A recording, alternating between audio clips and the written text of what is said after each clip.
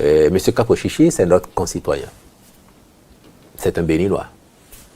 Et on ne peut pas être particulièrement heureux qu'un Béninois ait maille à partir avec la justice d'un autre pays. Nous avons appris sur les réseaux sociaux comme vous et nous avons été préoccupés. En attendant d'en savoir davantage, et puis au fil des jours, il fuitait sur les réseaux les raisons de son interpellation et nous nous demandions comment ça allait se passer. Donc à l'arrivée, on a vu qu'il a été relâché. Les enquêtes se poursuivent, on dit les autorités judiciaires françaises. Nous observons. S'il avait eu besoin, c'est-à-dire que dans l'évolution de la procédure, s'il avait eu besoin de la protection, de l'intervention agissante du Bénin, nous ne nous en serions pas privés, parce que c'est un Béninois, et que les querelles politiciennes ou les divergences de vues ne peuvent pas altérer la détermination du gouvernement à défendre les intérêts de ses enfants où qu'ils se trouvent.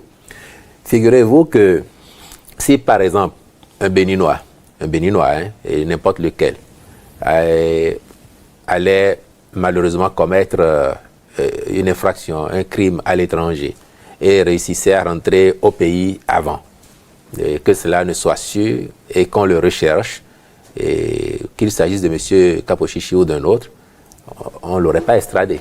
Parce que par principe, le Bénin n'extrade pas ses ressortissants. S'ils ont commis des crimes à l'étranger, on peut organiser leur procès chez nous et les juger pour cela.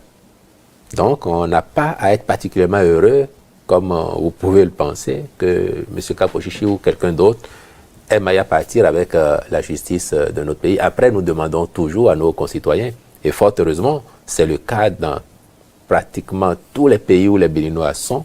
En général, les Béninois, ils sont respectueux des tests. C'est des gens sans histoire en général. Vous avez des pays où certaines communautés, les ressortissants de certains pays sont catalogués parce que, a priori, on pense qu'ils sont capables de faire ceci ou de faire cela. Mais les Béninois en général, ils causent de tort à personne. Il peut y avoir quelques rares cas, mais si on veut parler de façon globale, la communauté béninoise à l'étranger, c'est une communauté exemplaire et ça, c'est ce à quoi le gouvernement a toujours engagé nos compatriotes. Quand vous êtes dans un pays, respectez les règles, les lois de ces pays-là. Comportez-vous en citoyen, des ressortissants d'un pays respectable et faites en sorte de vous faire respecter par le respect que vous donnez aux autres aussi.